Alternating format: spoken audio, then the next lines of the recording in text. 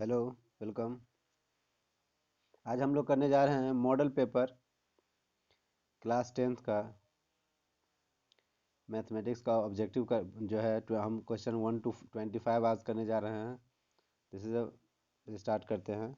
Exam का जो pattern है वो कुछ इस तरह से है कि 138 क्वेश्चन इस बार पूछे जाने, टोटल 138 क्वेश्चन पूछे जाने वाले हैं। मार्क्स तो ऐसा एज यूजल 100 तो होता ही है, आपको पता है।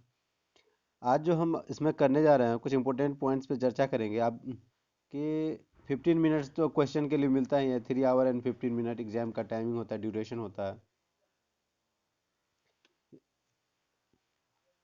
इसका जो अब मेन क्राइटेरिया है, जो क्वेश्चन इस बार आ रहा है दो सेक्शन में, section A and section B, दो सेक्शन होगा।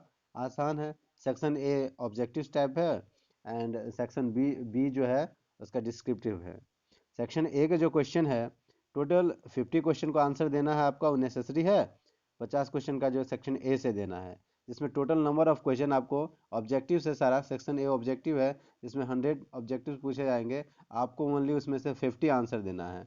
अगर आप ऐसा करते हैं कि 50 से ज़्यादा का आंसर दे देते हैं तो आपको इनिशियल के, शुरुआती के जो 50 क्वेश्चन होंगे उसी पे आपको मार्क्स मिलेगा। शुरुआती के जो आप 50 क्वेश्चन अटेम्प्ट लिए रहेंगे, और जो आप जानते ही हैं कि ऑब्जेक्टिव्स का इच प्रत्येक का 1 मार्क्स का वेटेज है। अब अब जो नेक्स्ट है, जो सेक्शन बी है, सेक्शन बी में आपको 30 शॉर्ट आंसर टाइप क्वेश्चन पूछे जाने वाले हैं। 30 जिसमें से आपको जवाब देना है 15 का, 15 का जवाब देना है, और वो भी 15 में प्रत्येक का जो है 2 मार्क्स का, यानी 15 into 2।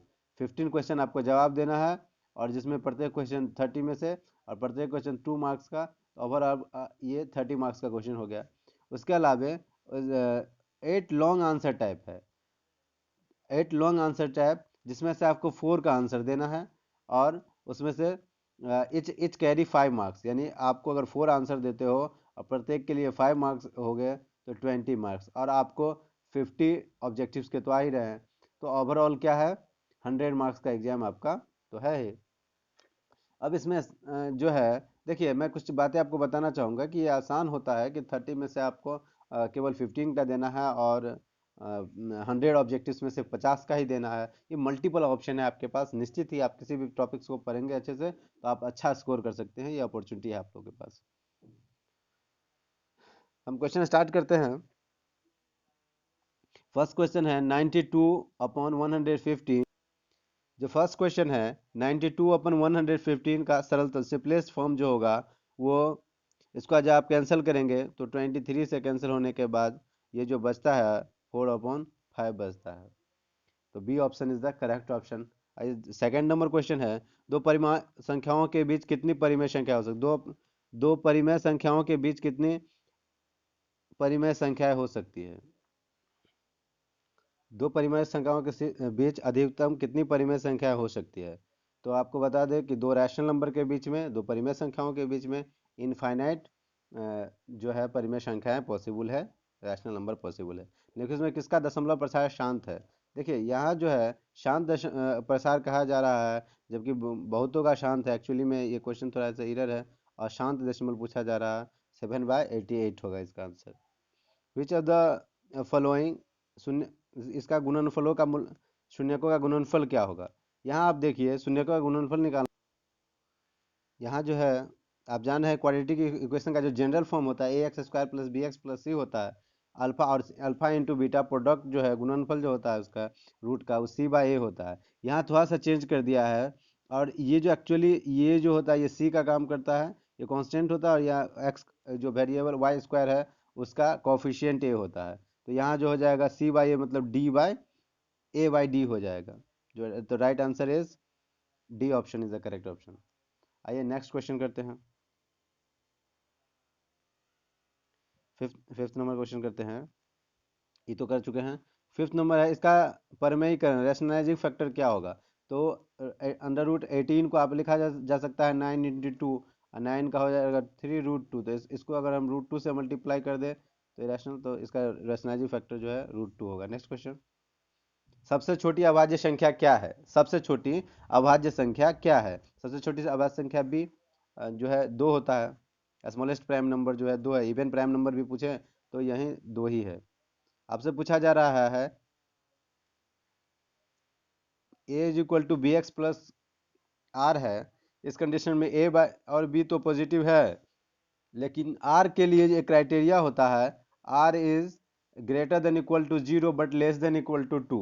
यहाँ देखिए आर का वैल्यू है लेस देन जीरो है, लेस देन बी तो है, लेकिन ये अप्रोप्रिएट आंसर नहीं है, ग्रेटर देन जीरो भी होना चाहिए, इसलिए D option is the correct option. आइए नेक्स्ट क्वेश्चन करते हैं। कौन परिमेय संख्या, परिमेय संख्या को पहचानना है।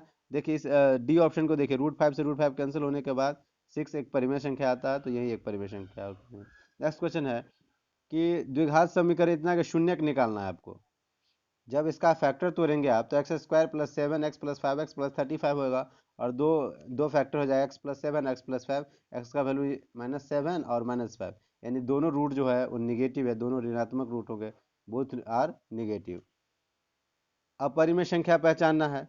ये तो 11 का रूट है तो ये अपरिमेय हुआ नहीं, ये भी तो 14 का रूट है, ये 17 का रूट है, तो राइट आंसर इज √27 जो कि 3√3 होगा। यह एक अपरिमेय संख्या है। नेक्स्ट क्वेश्चन करते हैं। ये बहुपद के शून्यांक है, इसके जीरोज निकालने हैं। शून्यांक निकालना है तो इसको जीरो के बराबर करेंगे, तो 5y² इज इक्वल टू 25 या y² is equal to 5y, it gives y is equal to plus minus √5। तो दो इसके जो जीरोज होगा गुना शून्यांक होगा, शून्यक होगा, वो √5 और -√5 और +√5। C option is the correct option. 12 number question है कि द्विघाती समीकरण के शून्यकों का योग 3 है और तथा गुणनफल -40 है, तो द्विघात बहुपद निकालना है आपको। देखिए जो होता है आपको पता होगा, आप जो करोगे तो आप जानते हैं कि क्वाड्रेटिक इक्वेशन जब अल्फा प्लस बीटा और अल्फा इंटू बीटा गिवन हो तो x square minus alpha plus beta into x plus alpha into beta होता है। तो x square minus alpha plus beta का वैल्यू -3 है तो -3x, और सी जो है अल्फा इंटू बीटा का वैल्यू जो है -40 है, तो आपका राइट आंसर हो जाएगा जो कि ऑप्शन ए में एग्जिस्ट कर रहा है। अब चेक करना है कि इसके कितने सोल्यूशन है, तो सोल्यूशन सोल्यूशन चेक करने के लिए देखिए number of solution find out करने के लिए आपको क्या करना होगा कि a1/a2 b1/b2 और c1/c2 चेक करिए। हम यहाँ देख रहे हैं a1/b2 यानी a1 b1 इसके कोफिशिएंट होते हैं, तो a1/a2 b1/b2 तो 1/2 हो जाएगा, यहाँ से 2 लेंगे, फिर 2/4 हो जाएगा और 4/8 हो जाएगा। ये अगर आप ऐसा करते हैं और दोनों का रेशियो फाइंड आउट करते हैं, यहाँ हम देख रहे हैं कि तीनों का रेशियो इक्वल है, और जब इस तरह से हो तो a1/a2 b1/b2 और c1/c2 तीनों इक्वल हो, तो इसके पास जो है इक्वेशंस के पास इनफाइनाइट सॉल्यूशन होता है, infinite and many solution. Next question करते हैं। क्वाड्रेटिक इक्वेशन जिस वजह के शून्य एक दूसरे के व्युत्क्रम हो। मान लेते हैं कि आप जैसा कि दिया गया है कि एक दूसरे के रिवर्स है, एक दूसरे रेसिप्रोकल है, तो अगर एक रूट अल्फा मानते हैं तो दूसरा रूट 1/अल्फा, और इस कंडीशन में क्या होता है कि अल्फा इंटू बीटा का प्रोडक्ट 1 आ जाता है, तो अल्फा इंटू बीटा तो होता है c/a, इसका वैल्यू 1। ये जो क्वाड्रेटिक इक्वेशन दिया गया है c के जगह पे माइनस बी है, तो माइनस बी, और a का जो एक्स स्क्वायर का कोफिशिएंट है 1 है, यानी कि -b/1 इज इक्वल टू 1। यहाँ से हमें b का वैल्यू -1 निकल जाता है, जो कि b is equal to -1। B option is the correct option. Next question करते हैं। एंगल ऑफ सेमी सर्कल निकालना है। सेमी सर्कल का एंगल, तो एंगल ऑफ सेमी सर्कल होता है 90 degree. Quadratic equation ax² bx और प्लस सी, इसके रूट्स वास्तविक मूल नहीं होंगे। वास्तविक मूल कब नहीं होता है, जब d लेस देन जीरो हो, और d लेस देन यानी b² - 4ac less than zero हो। नेक्स्ट क्वेश्चन है कि यदि अल्फा और बीटा समीकरण 2x² - x और -6 के मूल हो तो अल्फा प्लस बीटा इसका वैल्यू फाइंड आउट करना है। यह एक्चुअली में लिखा हुआ है एलसीएम, अगर आप अल्फा इंटू बीटा करते हो तो ऊपर में आ जाता है अल्फा प्लस बीटा, यानी सम ऑफ रूट अपन प्रोडक्ट ऑफ रूट, जिसे आप लिख सकते हैं सम ऑफ रूट।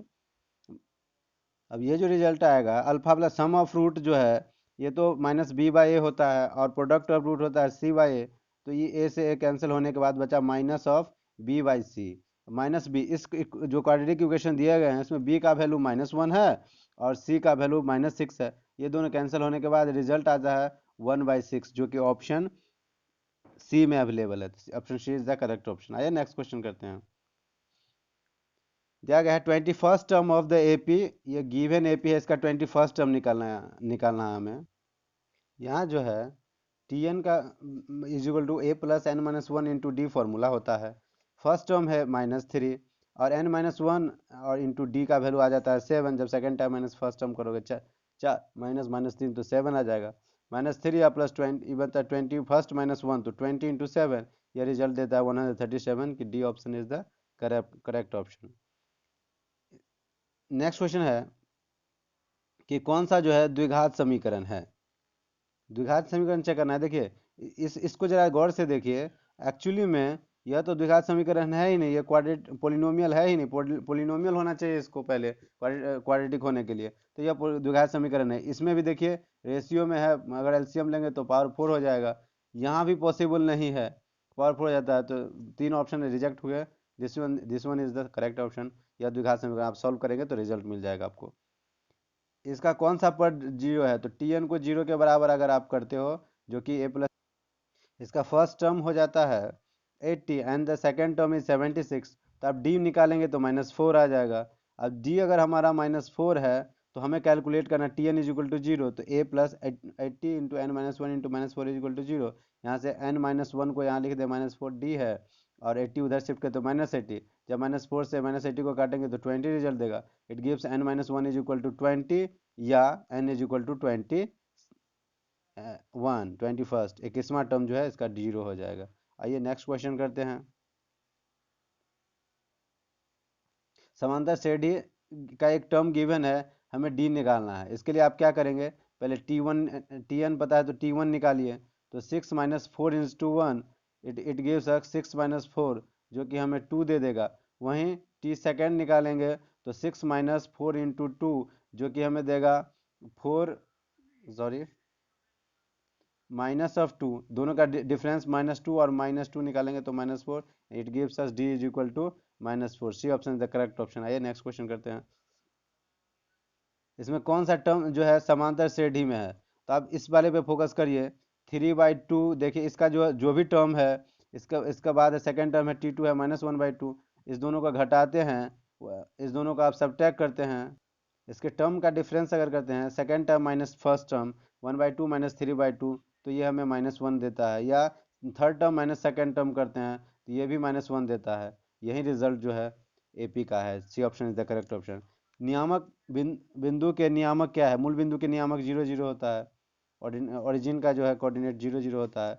यहाँ देखिए रेशियो दिया गया है, साइड का रेशियो गिवन है, तो हमें एरिया का रेशियो फाइंड आउट, तो इसके स्क्वायर के साइड के रेशियो के स्क्वायर के बराबर होता है। तो 2/3 का 4/9। अब लास्ट क्वेश्चन है, दी गई आकृति में हमें एक्स का वैल्यू फाइंड आउट करना है। तो ट्रायंगल का तीनों एंगल का सम हो जाता है 180 डिग्री।